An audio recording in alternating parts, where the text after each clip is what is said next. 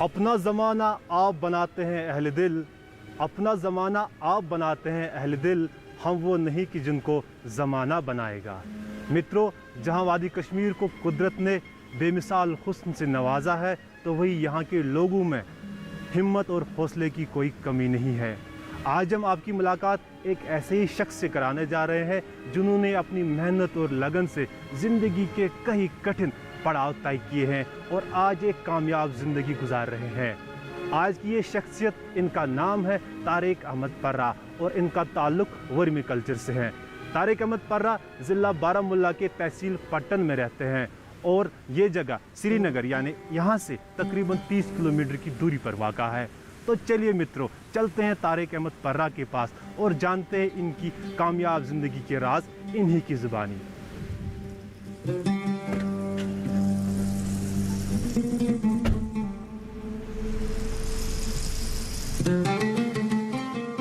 अभी हमारी टीम केंद्र से निकलकर श्रीनगर शहर के एक महत्वपूर्ण रोड रेजिडेंसी रोड से होते हुए शहर के व्यापार केंद्र लाल चौक पहुंची।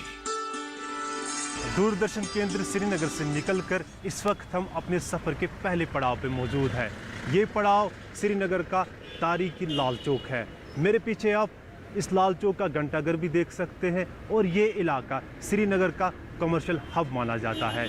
मित्रों, इस पड़ाव के बाद हमारे सफ़र का दूसरा पड़ाव जो आएगा वो जम्मू कश्मीर राज्य का विधानसभा है। तो चलिए चलते हैं हमारे दूसरे पड़ाव की ओर।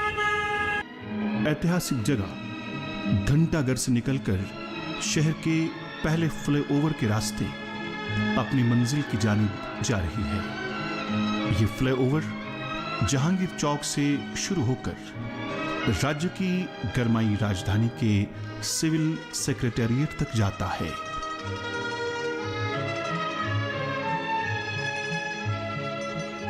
मित्रों, लाल चौक से निकलने के बाद हम अपने सफ़र के और एक पड़ाव पे मौजूद हैं और यहाँ पे जम्मू एंड कश्मीर स्टेट का सिविल सेक्रेटेरिएट, विधानसभा और Jammu and Kashmir high court मौजूद है। इसके साथ साथ मैं आपको बताता चलूँ कि इस जगह पे यानी मेरे दाएं जानिब एजी ऑफिस के बिल्कुल साथ साथ कश्मीर हाट मौजूद है, जहाँ पे कश्मीरी आर्ट को बढ़ावा मिलता है। ये जगह नुमाइशगाह के नाम से भी जानी जाती है। ये एक तिजारती मरकज होने के साथ साथ मनोरंजन और कई दूसरी गतिविधियों का केंद्र भी है। कई अवसरों पर यहाँ मेलों का आयोजन भी होता है, जिनमें स्थानीय नागरिकों के अलावा पर्यटक भी हिस्सा लेते हैं। बच्चे तो इन मेलों में खूब मजे करते हैं जब वे एक महत्वपूर्ण इवेंट आग का कुआं देखने आते हैं।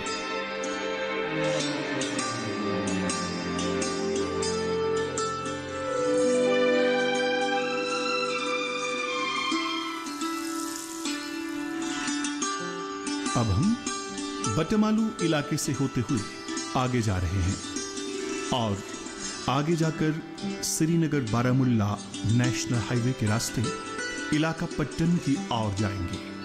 ये जो चौक हमारे सामने है, ये नारबल चौक कहलाता है। दर्शकों, इस वक्त हम नारबल दुमेल पे मौजूद है और जो आप मेरे दाएं जानिब रास्ता देख रहे हैं ये गुलमर्ग की ओर जाता है और जो मेरे बाएं जानिब आप रास्ता देख रहे हैं ये श्रीनगर बारामुल्ला हाईवे है और इसी हाईवे पे हमारी आज की मंजिल मौजूद है। तो चलिए दोस्तों, चलते हैं अपनी मंजिल की ओर।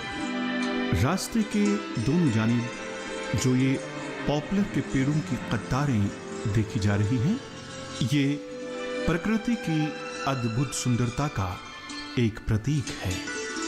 ये नज़ारे दर्शकों ने चंद एक हिंदी फिल्मों में भी देखे होंगे। सुभान अल्लाह, हसी चेहरा, ये मस्ताना अदाएं, खुदा महफूज रखे हर बला से, हर बला से।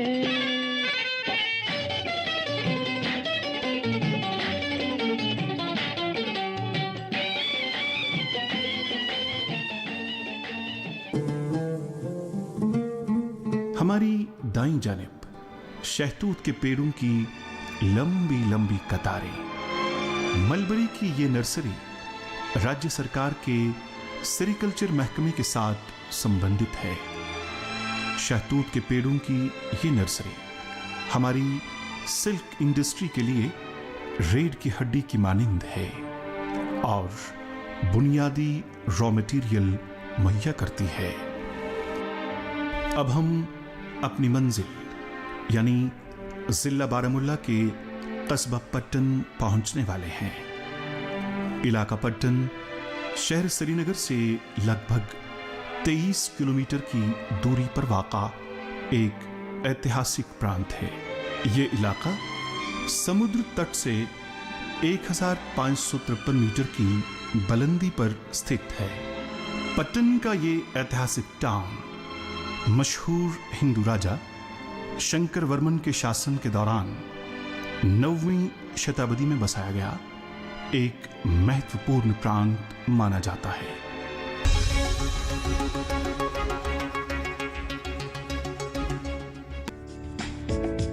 ये कामयाबी है अन्नदाता की। ये कहानी है खेत और खलिहानों की। कैसे करें अपने पशुओं की देखभाल, जानिए गांव-गांव के किसानों का हाल। देखिए गांव किसान सोमवार से शुक्रवार दोपहर 12 बजे सिर्फ डीडी किसान पर।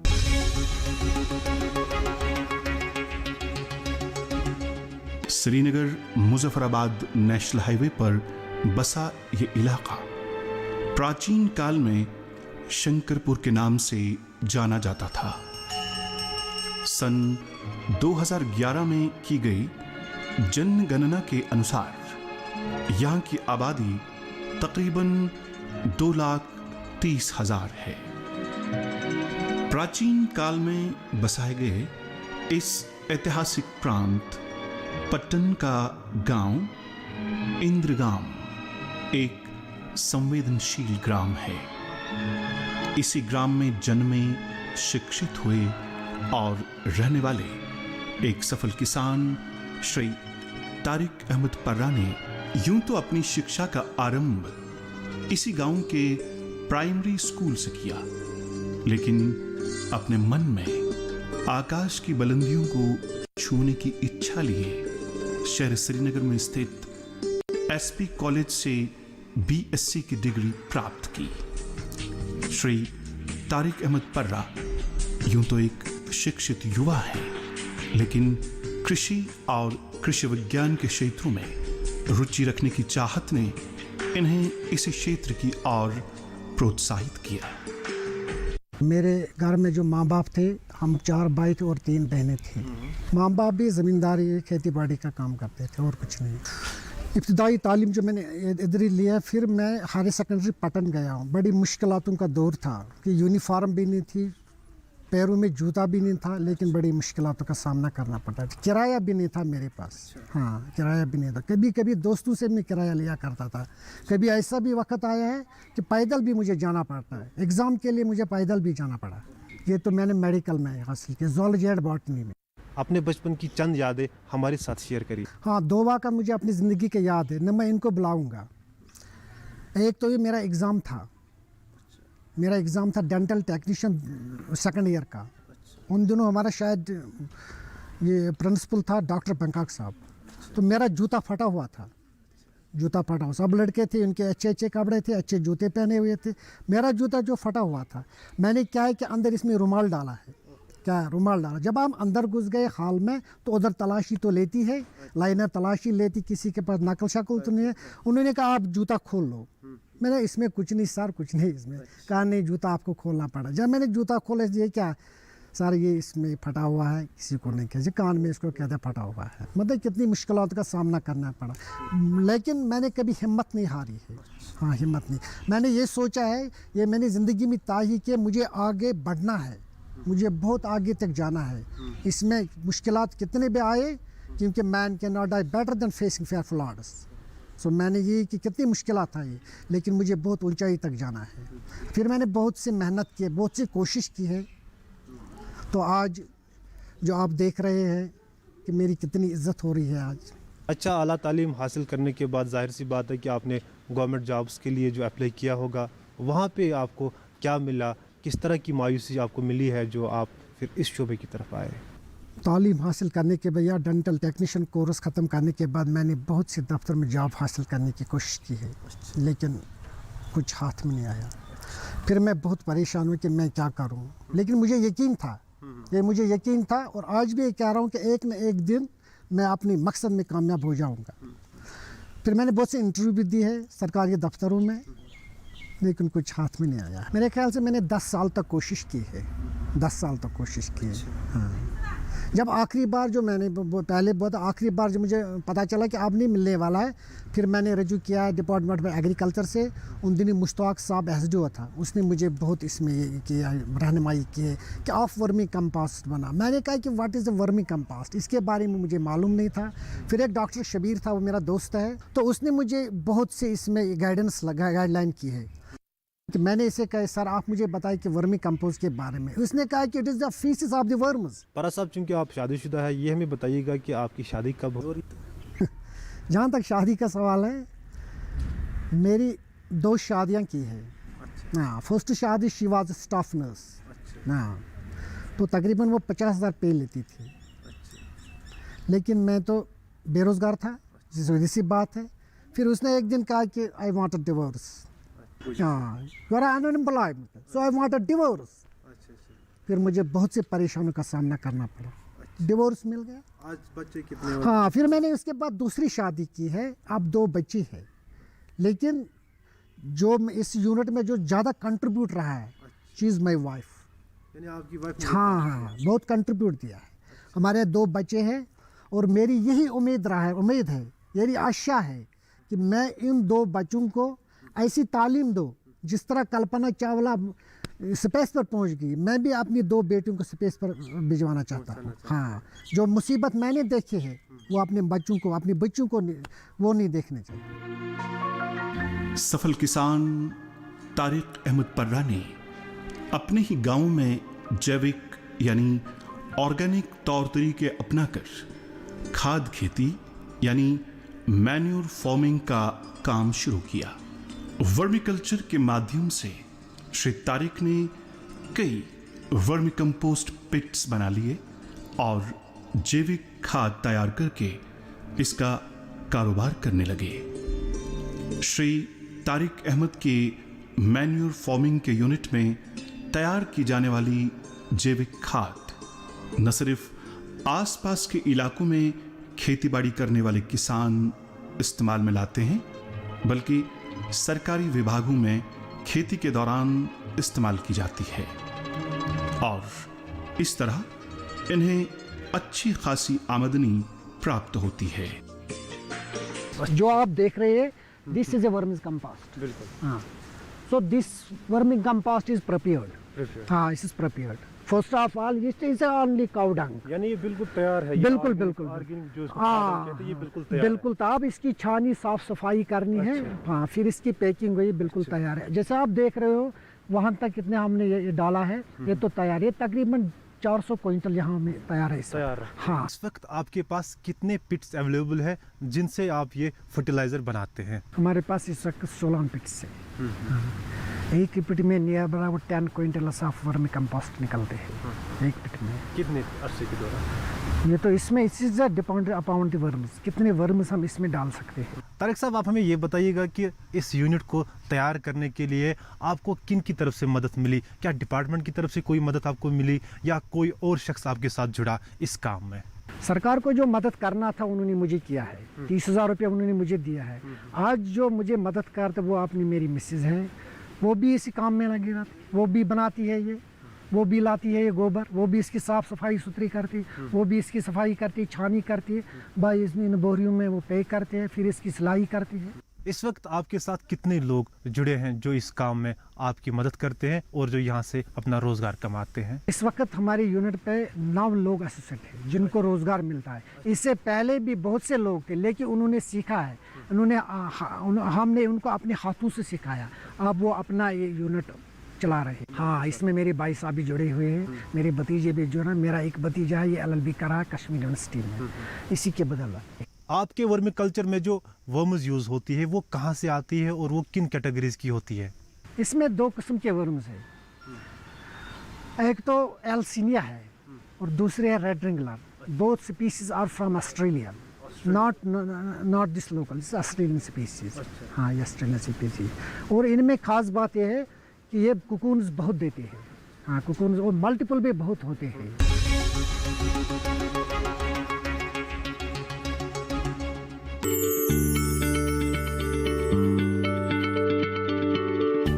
क्या आप किसी बीमारी से परेशान हैं? चाहते हैं डॉक्टर की सलाह? तो हम हैं आपके साथ, बताएंगे आपको जीने की राह। समस्याएं आपकी, समाधान देश के मशहूर विशेषज्ञों के। घर बैठे बात करें देश के जाने माने डॉक्टरों से। हमारे लाइव प्रोग्राम स्वस्थ किसान में हर शनिवार शाम 6 बजे से 7 बजे तक।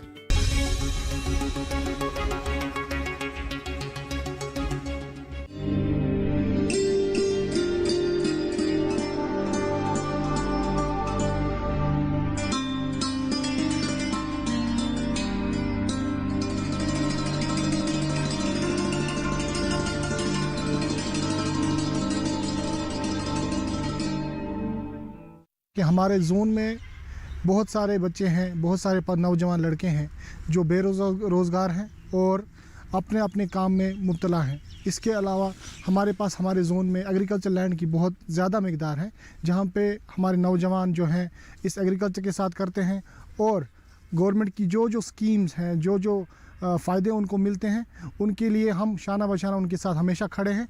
इसी ज़मन में हमारा एक यहाँ पे लड़का है, एक एजुकेटेड लड़का है जिसका नाम तारिक अहमद परा है। वो इस टाइम ऑर्गेनिक फार्मिंग के साथ करता है। वो एक रोल मॉडल बना है यहाँ के बच्चों के लिए, क्योंकि हर एक जो नौजवान लड़का है वो चाहता है कि मैं अपने टांगों पे खड़ा हो जाऊँ। वो तारिक अहमद परा जो है वो अपनी ऑर्गेनिक फार्मिंग से इस टाइम हमारे जोन में लोगों की इतनी मदद कर रहा है, इतने अपने वो ऑर्गेनिक चीज़ें दे के हमारी जो वबदा है यहाँ पे एग्रीकल्चर की वबदाई है वो बढ़ रही है। और इसी हवाले से मैं आपकी वसादत से गुजारिश करना चाहता हूँ यहाँ के नौजवानों के लिए कि गवर्नमेंट की जितनी भी स्कीम्स हैं उनके लिए हम यहाँ पे उनके लिए खड़े हैं। उनको कभी भी कोई प्रॉब्लम आए, कभी भी कोई मुश्किलात आए, वो हमारे दफ्तर में आ सकते हैं, मुझे अपनी मुश्किलात बता सकते हैं। हम उनके शाना बाशाना हमेशा चलते रहेंगे। श्री तारिक अहमद के साथ प्रत्यक्ष या प्रकोष्ठ रूप से तकरीबन 20 लोग काम करते हैं, जिनके रोजगार के व्यवसाय इन्हीं के मैन्यूर फार्मिंग के यूनिट से प्राप्त होते हैं। केमिकल फर्टिलाइजर में आपको 3 एलिमेंट्स हासिल होंगे, NPK, nitrogen, phosphorus and potassium. इसमें 16 एलिमेंट्स आपको हासिल होंगे। इसमें 16 ट्रेसिस एलिमेंट जो मैंने पहले भी कहा, it plays in very important role. जिस तरह मल्टीविटामिन्स है तो ये सब्जी में ज़रूरी है। जब एक बीमार शरीर होता है, मैंने पहले इसको विटामिन डी की डिफिशेंसी, विटामिन किसी की डिफिशेंसी है, इसको फिर डॉक्टर कर रहे हैं, रिकमेंड कर रही है सब्जी खाओ, जैसे मैंने पहले भी बताया।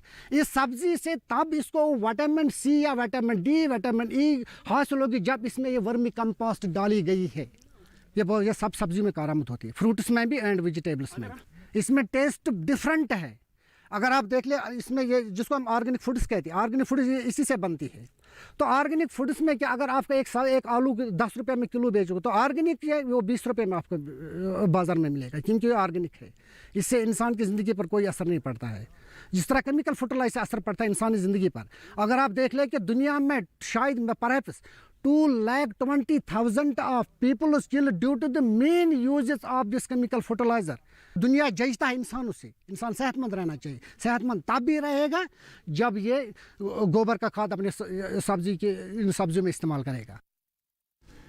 एक निजी संस्था के कार्यकर्ता इस प्रांत में रहने वाले कई व्यक्तियों को श्री तारिक अहमद के यूनिट में लाकर उनका प्रोत्साहन बढ़ाते हैं, जो मैन्यूर फार्मिंग और इस क्षेत्र से संबंधित काम करने के उत्सुक हों। यह कहना सही होगा कि श्री तारिक अहमद ऐसे व्यक्तियों के लिए एक रोल मॉडल बन गए हैं। श्री तारिक अहमद हर लिहाज से उनको जानकारी फराहम करते रहते हैं। जम्मू कश्मीर के लिए एक अलग से मुहिम उठाए ऑर्गेनिक फार्मिंग की, तो इसके लिए हमने 400 वुमेन्स को कैपेसिटेट किया है ऑर्गेनिक मतलब फर्टिलाइज़र प्रोड्यूस करने के लिए, वर्मी कंपोस्ट प्रोड्यूस करने के लिए। तो उसके लिए जो तारिक साहब हमें यूनिवर्सिटी से प्रपोज हुए हैं कि इसको टेक्निकल सपोर्ट के लिए हमने लिया। इन सारे पिट्स के लिए जो भी हमें वर्मिस चाहिए थी जिनकी बसादत से वर्मी कंपोस्ट प्रोड्यूस होता है, तो हमारी वुमेन्स को ये मतलब टाइमली कैपेसिटेट करते रहे कि कैसे हम इसको और ढंग से और तरीके से आगे बढ़ाएं इस चीज़ को। तो आज हम शुक्रगुजार है कि तारिक साहब की वसादत से हमारी जो महिलाएं वो आगे बढ़ रही है। सफल किसान तारिक अहमद पर्रा ने न सिर्फ खाद खेती के क्षेत्र में बल्कि फूलबानी और हॉर्टिकल्चर के क्षेत्रों में भी काफी रुचि दिखाई है और अब मैन्यूर फार्मिंग के साथ साथ इन क्षेत्रों में भी कारोबारी और तिजारती गतिविधियां करते रहते हैं। जैविक खाद तैयार करने में नई नई तकनीकों और नई प्रणालियों का उपयोग करने के लिए श्री तारिक अहमद के मैन्यूर फार्मिंग यूनिट में कृषि विज्ञान से संबंधित सरकारी अधिकारियों और विशेषज्ञों से जानकारी मिलती रहती है। ये अधिकारी नवीनतम तकनीकी जानकारी देते रहते हैं। इन तकनीकी विशेषज्ञों के सहयोग से श्री तारिक अहमद को जैविक खाद के कारोबार में काफी उपलब्धि प्राप्त हुई है। तारिक साहब, हमें ये बताइएगा कि जब आपने ऑर्गेनिक फर्टिलाइज़र यहाँ पे तैयार किया, आपके साथ इतने लोग जुड़ गए, आपने मेहनत करी, उसके बाद मसला आता है वो है मार्केटिंग का। ये हमें बताइएगा कि आपकी मार्केटिंग जो है, आपके प्रोडक्ट की मार्केटिंग कहाँ पे होती है और किन इलाकों में होती है? जहाँ तक मार्केटिंग की बात करें तो मार्केटिंग इसकी बहुत अच्छी है। हमें लोकल भी यहाँ आते हैं, बहुत से इलाकों के लोग आते हैं, ले जाते हैं हमारे खाते। मार्केटिंग इसकी बहुत अच्छी है। हम अपने ब्रांड में बेचते हैं। We sell our this vermi compost in our own brand which is registered by commerce industries department. ये बाग वाले भी लेते हैं, सब्जी वाले भी लेते हैं, सब लेते हैं। मेरा इसका अच्छा मार्केट है, बहुत अच्छा मार्केट। इस वक्त मुझे सरकारी नौकरी की ज़रूरत नहीं है। मैं अब खुद नौकरी मैं लेने के लिए, देने के लिए हूँ। मैं लेना नहीं चाहता हूँ अब, बल्कि देना चाहता है। यानी आपके पास नौकरी है, जो आप और लोगों को बिल्कुल बिल्कुल बिल्कुल। अच्छा। मुझे अब नौकरी की जरूरत नहीं है। यानी एक न मुझे फुर्सत आएगी नौकरी के लिए, क्योंकि मेरे पास अब बहुत काम है। आप देख रहे हैं कितना जो यहाँ हमारे ये पड़ा हुआ। हम रात के 8 बजे घर जाते, फुर्सत नहीं आती तो नौकरी को हम क्या करें? पहले हम नौकरी के लिए तड़प रहे हैं, नौकरी मिल जाए। अगर आज मिल भी जाएगी तो भी मैं नौकरी, सरकारी नौकरी। यानी सरकारी नौकरी से आप अच्छी कमाई कर रहे हैं? इससे बहुत बढ़िया है, बहुत अच्छी कमाई। मैं ही नहीं, मैंने पहले भी कहा और लोग मुझसे रोजगार कमाते हैं, क्योंकि it is safe, it is eco friendly. Tariq साहब, हजारों लाखों यूथ्स जो घरों में बैठे हैं, उनके पास कोई काम नहीं है, पढ़े लिखे यूथ्स हैं, उनके लिए आपका क्या मैसेज होगा? बहुत सी स्कीमें हैं सरकार के पास। जिस तरह मैंने उन स्कीम का फ़ायदा उठाया, मैं भी उन्हीं की तरह पहले परेशान था रोज़गार के लिए, बाकी चीज़ के लिए। आज मुझसे लोग रोज़गार कमाते हैं। आप भी ऐसा काम कर सकते हो। जब मैंने किया तो आप क्यों नहीं कर सकते हो? जब मैंने किया आप भी कर सकते हो, आप भी कल नौकर रख सकते हो। इसलिए आप निराश न हो जाइए, परेशान ये यूथ न हो जाइए। सरकार केस में जाइए, सरकार इनके लिए बहुत सी स्कीमें रखी है। सफल किसान श्री तारिक अहमद अपने प्रांत के पढ़े लिखे व्यक्तियों के लिए विशेषकर तथा दूसरे प्रांतों के पढ़े लिखे एवं कम पढ़े लिखे और अनपढ़ व्यक्तियों के लिए भी एक मार्गदर्शन की हैसियत रखते हैं और उन्हें अपने पांवों पर खड़ा होकर न केवल अपने और अपने परिवारजनों तथा अपने यूनिट में काम कर रहे व्यक्तियों के लिए भी रोजगार के व्यवसाय पैदा करने का हौसला बख्शा है। श्री तारिक अहमद पर्रा जैसे व्यक्ति अपनी उपलब्धियों की वजह से समाज में एक नाम और मकाम तथा आदर और सम्मान प्राप्त करते हैं। सफल किसान श्री तारिक अहमद पर्रा को हमारा हार्दिक प्रणाम।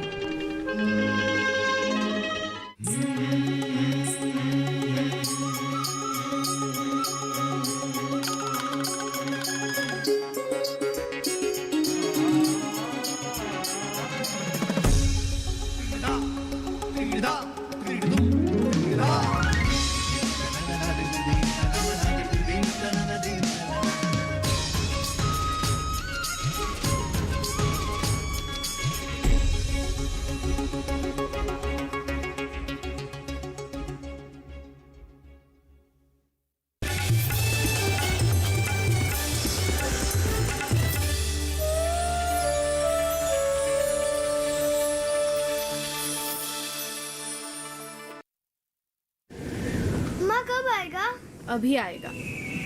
अरे बोलो ना माँ, कब आएगा? बोला ना, अभी आ जाएगा। ये ले, आ गया कुआं।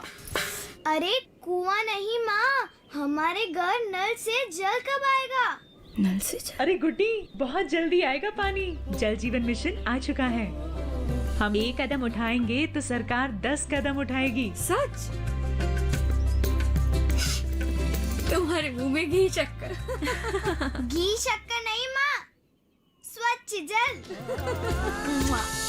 2024 तक देश के सभी 19 करोड़ घरों में पहुंचेगा पीने का साफ पानी। अब होगा हर घर जल। जल जीवन मिशन, जल शक्ति मंत्रालय, भारत सरकार। हो अगर पाना शिखर, कर तू शुरू अपना सफर। मंजिल पर रख बास की नजर, चूक ना तू कोई भी कसर। हो नदी गहरी या हो लहरें बेमिसाल, हौसलों को बना लेता है नाविक अपनी पतवार। आए आंधी या आए लाख तूफान, ऊंची कर लेता है सारस अपनी उड़ान। आसानी से नहीं मिलती कोई मंजिल, कदम कदम पर संघर्ष करना पड़ता है। आसानी से नहीं बनता सपनों का घरौंदा, दिन का जोड़ना पड़ता है। करना है अगर मुट्ठी में ये जहां, भर लो तुम भी बात सी उड़ान। पहन लो हौसला नाविक सा, छू लो तुम भी आसमान। देखिए कार्यक्रम छू लो आसमान हर शनिवार रात 8 बजे सिर्फ दूरदर्शन किसान पर।